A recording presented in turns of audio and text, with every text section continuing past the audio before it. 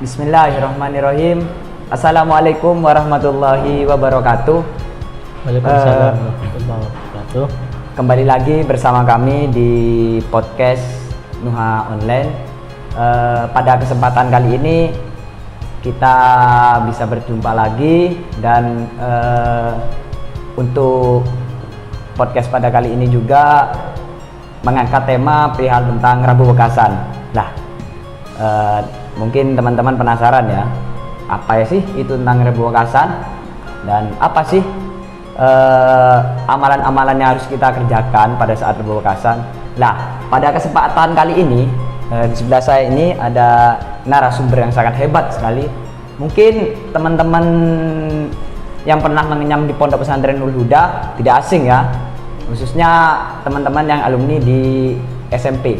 Beliau adalah Ustadz Fauzi Azhari. Assalamualaikum Ustadz. Waalaikumsalam warahmatullahi wabarakatuh. Beliau ini sebagai kepala sekolah di unit SMP YPP Nurul Huda. Nah, sebelum kita mulai, jangan lupa ya teman-teman untuk like, komen, dan subscribe di channel Nuha Online. Oke, biar gak lama-lama, mari langsung saja kita ke acara pokok inti, yaitu tentang Rabu Wekasan. Mungkin untuk pertanyaan yang pertama Ustadz, ini tentang Rabu Wekasan ya. Karena memang momennya sekarang ini memang lagi momen-momennya Rabu Wekasan, yang mana katanya itu dikenal sebagai malam turunnya bala. Nanti lebih lengkapnya akan dijelaskan oleh Ustadz Fauzi Azhari. Oke, untuk yang pertama, apa ini itu sih tentang Rabu Wekasan itu menurut pandangan jenengan itu seperti apa? Ya, baik.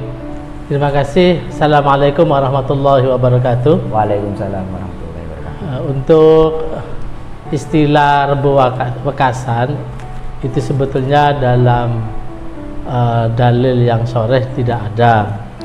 Dalam hadis sahih, apalagi Al-Quran, tidak ada Rabu Wekasan itu. Ini sebuah tradisi yang ada di Nusantara, dan itu juga didukung oleh pendapat para ulama, di mana kita percaya bahwa ulama itu warasatul anbiya. Yang pertama. Yang kedua, bahwa beberapa kitab yang dikarang oleh para ulama, diantaranya kitab Kanzun Najah wa Surur, kitab Fathul Malikil Majid, juga kitab Al-Jawahir Al-Khams, itu juga menerangkan adanya Rabu Wekasan, yaitu hari Rabu terakhir di bulan Safar, di mana para ulama, para aulia itu ada yang secara kasyaf, terbukanya tabir, melihat bala yang ada di muka bumi ini diturunkan pada hari Rabu terakhir di bulan Safar, maka dinamakan Rabu Wekasan, Rabu terakhir. Sekitar 320.000 bala menurut para waliullah yang melihat turunnya bala tersebut, sehingga dengan adanya ulama yang kasyaf itu bisa melihat apa yang gaib, yang tidak dilihat oleh semua orang, beliau melihat, sehingga dalam hal itu menganjurkan untuk kita berdoa kepada Allah, bermunajat kepada Allah. Bukan berarti kesialan atau bala itu ada di Rabu Wekasan, tidak. Tapi bala suatu yang membuat sial, malapetaka, semuanya datangnya dari Allah, tidak menunggu Rabu Wekasan. Jadi semuanya atas kehendak Allah, baik buruk itu datangnya dari Allah. Kapan saja itu kehendak Allah. Hanya saja ulama ada yang menyatakan seperti itu, di Rabu Wekasan ada turunnya bala. Tapi tidak apa-apa karena mereka mukasyafah, sedangkan kita tidak. Dari kitab-kitab yang tadi saya sebutkan itu memang dibahas di mana Rebu Wakasan dianjurkan untuk pertama baca Yasin. Nah, kalau baca Yasin sendiri kan tidak apa-apa, tidak dilarang. Iya, betul, Kapan ya. saja, Betul. di mana saja boleh baca Yasin, asalkan di tempat-tempat yang baik, di rumah, di musola, di masjid, di kantor, di mana saja. Seperti halnya sholawat berarti Ustaz ya? Iya. Bacaan seperti itu. Boleh Nah. baca sholawat, baca surat Yasin. Bahkan ada yang ulama menganjurkan Rebu Wakasan untuk sholat sunnah 4 rakaat. Nah, ada yang menyatakan 2 rakaat salam, ada yang langsung 4 rakaat. Nah, memang ini beda pendapat. Kenapa seperti itu ya? Dalam sholat itu ya kita kan bermunajat kepada Allah, berdoa. Karena hakikatnya tidak ada sholat sunnah Rebu Wakasan, tidak ada.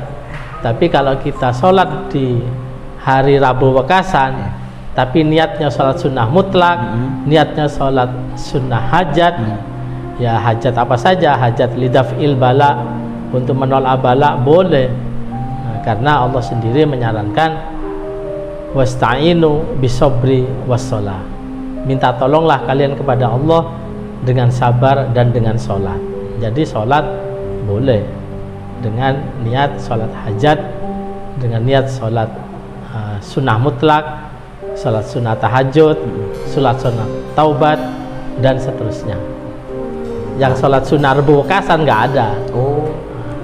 Nah, ya. Jadi niatnya harus sesuai tuntunan agama, tuntunan hadis dari Nabi Muhammad SAW, yaitu sholat sunnah hajat, sholat sunnah mutlak, sholat sunnah tahajud, sholat sunnah yang lain yang sesuai dengan tuntunan dari Nabi kita, Nabi Muhammad SAW.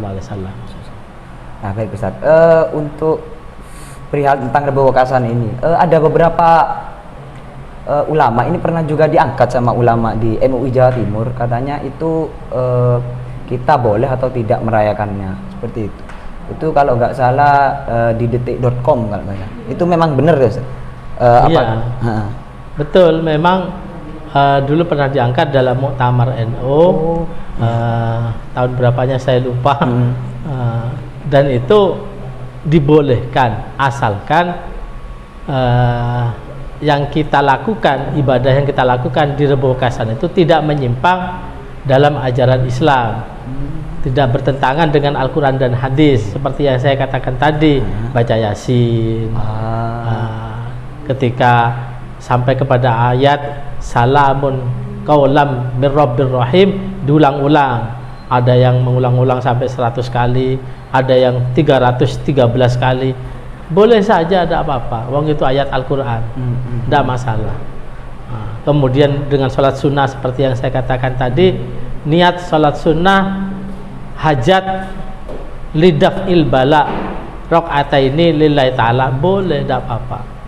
Meskipun dalam kitab yang saya sebutkan tadi dianjurkan setelah setelah baca Al-Fatihah baca surat tertentu, diantaranya yaitu surat Al-Haq, Inna a'tainakal kautsar, surat Al-Kautsar 17 kali, ditambah surat Al-Ikhlas 5 kali, surat Al-Falaq 1 kali, surat An-Nas 1 kali setelah baca surat Al-Fatihah.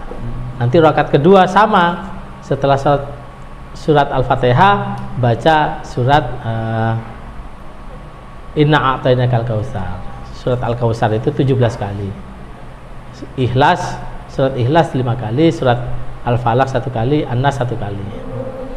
Nah, itu tidak apa-apa, asalkan sholatnya niat sholat hajat atau sholat sunnah mutlak, boleh. Nah, baik Ustaz, tadi kan perihal tentang bagaimana itu tentang Rebu Wakasan. Lah ini, apakah di Rebu Wakasan itu ada pantangan ataupun mungkin apa saja sih yang nggak boleh pada saat malam Rebu Wakasan yang kita lakukan, mungkin ada? Ya, dalam kitab yang saya bacakan tadi, Kanzul, kitab Fathul Malikil Majid, kitab yang lainnya itu memang kita disunahkan ibadah dan tidak boleh untuk bermaksiat kepada Allah, tidak boleh untuk melakukan kemungkaran-kemungkaran. Pada hakikatnya ya harusnya setiap malam. Berarti Setiap malam tidak tergantung sama Rebo Kasan itu, tidak Ustaz, ya? tergantung. Oh. Jadi ini hanya sebagai taqarrub ilallah, mendekatkan diri kepada Allah, boleh-boleh saja. Dan taqarrub ilallah itu sebetulnya tidak dibatasi dengan Rebo Kasan saja. Setiap malam kita harus taqarrub ilallah. Setiap hari kita taqarrub ilallah, beribadah kepada Allah, menjauhkan diri dari kemungkaran dari kemaksiatan dan lain-lain yang dilarang oleh Allah, dilarang oleh baginda kita Nabi besar Muhammad sallallahu alaihi wasallam. Jadi ini yang menjadi garis besar kita, bahwa tidak menunggu Rebo Kasan saja untuk ibadah, untuk baca Yasin, untuk baca istighfar, untuk sholat hajat dan lain-lain, tapi setiap malam kita usahakan untuk taqarrub ilallah, seperti itu. Nah, ya, baik. Tadi juga jenengan menjelaskan tentang sholat juga sunnah. Nah, itu mungkin ada dalil yang spesifik, Ustaz, menjelaskan di momen Rebo Kasan mungkin ada sholat khusus mungkin kan, dan mungkin sertakan juga dalilnya. Untuk dalil khusus di malam Rebo Kasan tidak ada. Oh, nggak ada. Tidak ada sholat khusus di malam Rebo Kasan. Tidak ada dalil yang sahih. Hanya ulama saja berpendapat untuk kita sholat hajat. Sholat hajatnya adalah lidaf'il bala, untuk menolak bala, di mana para ulama yang tadi saya katakan melihat berbagai macam bala turun di malam Rebo Kasan atau di hari Rabu Pekasan. Dari situ kemudian dianjurkan oleh ulama untuk bermunajat kepada Allah, taqarrub kepada Allah. Bahkan dianjurkan sedekah, karena as-shadaqatu tadfa'ul bala wa tajlibu rizqa. Itu hadisnya ada, bahwa sedekah itu mampu menolak bala dan mendatangkan rezeki. Jadi yang khusus spesial dalilnya nggak ada. Tidak ada, berarti nggak ada yang sahih berarti. Tidak ada. Baik, Ustaz. Di salat Rebo Kasan ini, Ustaz, kan mungkin kebanyakan itu lebih ke jamaah, Ustaz. Apakah kalau misal kita melakukan sholat Rebo Kasan itu sendiri-sendiri, apakah boleh itu, Ustaz? Baik, untuk ritual atau ibadah di Rebo Kasan memang itu sendiri-sendiri, bukan untuk berjamaah. Nggak ada sholat sunnah hajat berjamaah, ada, atau sholat duha berjamaah, ada. Bahkan sholat tahajud berjamaah juga nggak ada. Cuman kalau di pondok pesantren litarbiyah, untuk mendidik santri, itu boleh-boleh saja. Sholat tahajud berjamaah, sholat hajat berjamaah. Berarti itu untuk pembelajaran saja, untuk pendidikan, untuk mendidik anak-anak supaya terbiasa dalam melakukan sholat sunnah, seperti itu. Jadi untuk sholat sunnah ya sendiri-sendiri, sebagaimana kita sholat tahajud ya sendiri-sendiri. Jadi tidak usah berjamaah dengan orang kampung. Sendiri-sendiri aja sholat sunnah. Mohon kepada ada beda pemahaman gitu, saya. Ya. Nanti kan dibid'ahkan itu. Nah, baik, Ustaz. Ini mungkin pertanyaan yang terakhir, Ustaz. Apa saja sih hal yang bisa dilakukan supaya terhindar dari balaknya Rebo Kasan, atau amalan apa saja yang bisa dilakukan ketika Rebo Kasan? Ya, amalan dari ulama itu sesuai beberapa kitab yang ada. Yang pertama itu memperbanyak istighfar. Karena istighfar itu menghapus dosa, dan juga istighfar itu mendatangkan rahmat dari Allah, bahkan mendatangkan rezeki dan seterusnya. Fastaghfiru rabbakum innahu kana ghaffara yursilis sama alaikum bidrara wa yumditkum bi amwalin wa banin, dan seterusnya. Itu ayat dalam surat Nuh. Beristighfarlah kalian kepada Tuhanmu, yaitu Allah, yang mana Allah Maha Pengampun. Dengan istighfar itu Allah akan menurunkan rezeki, hujan yang lebat, yang manfaat, bukan yang mudarat, yang manfaat untuk kehidupan manusia, tumbuh-tumbuhan subur, tanaman subur, buah-buahan, sayur-sayurnya, sayur-sayur mayur semuanya ada, subur, panennya berhasil semua. Itu namanya yursilis sama alaikum midrar. Kemudian Allah lipat gandakan harta kita tatkala kita banyak istighfar dan memperbanyak keturunan. Wa yumditkum bi amwalin wa banin. Allah melipat gandakan kepada kalian harta-harta kalian dan anak keturunan kalian. Dan itu istighfar. Yang kedua yaitu tadi baca Yasin. Karena apa? Karena Yasin ini dikatakan qalbul Quran. Jantungnya Al-Quran itu surat Yasin. Makanya sering dibaca oleh kalangan Nahdiyin, ulama-ulama dari Nahdlatul Ulama ini membaca surat Yasin. Dan juga dianjurkan sholat sunnah yang tadi itu, sholat sunnah hajat lidaf'il bala, untuk menolak bala, boleh, tidak apa-apa sholat hajat seperti itu. Yang di beberapa kota itu mungkin kan ada yang sampai merayakannya dengan cara mengadakan tumpengan itu, katanya sih itu untuk menolak bala. Itu gimana menurut sisi pandang jenengan? Ya, kalau itu tumpengan atau makanan yang dihidangkan niatnya untuk sedekah, tolak bala, sah-sah saja, boleh. Kenapa? Karena kan diniatkan untuk sedekah, sedekah kepada tetangga, kepada keluarga, kepada teman, kepada handetolan, kepada family, sehingga diadakan tumpengan dengan niat sedekah makanan. Karena sedekah itu kan tidak ada batasnya, kapan saja, di mana saja, berupa apa saja. Tapi sedekah terbaik kata Rasulullah adalah at-ta'am wal ma'. Sedekah terbaik adalah makanan dan air, karena itulah yang dibutuhkan manusia, makan dan minum. Bukan yang lainnya. Dikasih mobil tapi gak dikasih makan berhari-hari kan juga sama percuma. Lebih baik mobilnya dijual buat makan kan. Nah itu jadi kalau niatnya memang untuk sedekah, untuk menolak bala, karena sedekah memang menolak bala. As-shadaqatu tadfa'ul bala, kata Rasulullah. Sedekah itu menolak bala, itu tidak apa-apa, asalkan kita niatnya baik dan untuk Allah, lillahi ta'ala, untuk bersedekah di jalan Allah. Nah, ya mungkin itu saja Ustaz,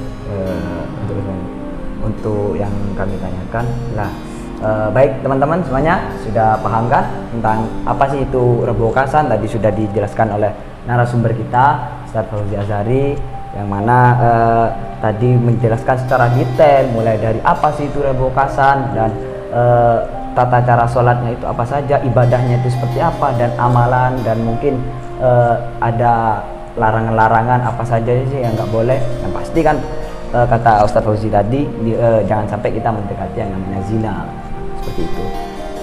Ya mungkin itu saja Ustaz dari kami. Kurang lebihnya buat teman-teman, saya di sini sebagai host yang membawakan acara. Mohon maaf apabila ada tutur kata yang kurang berkenan di hati para pemirsa semuanya. Jangan lupa sekali lagi saya ingatkan, like, subscribe, komen channel YouTube Nuha Online agar tetap teman-teman bisa berkreasi dan mungkin bisa memberikan masukan untuk konten selanjutnya seperti apa. Silakan isi di kolom komentar yang ada di bawah itu.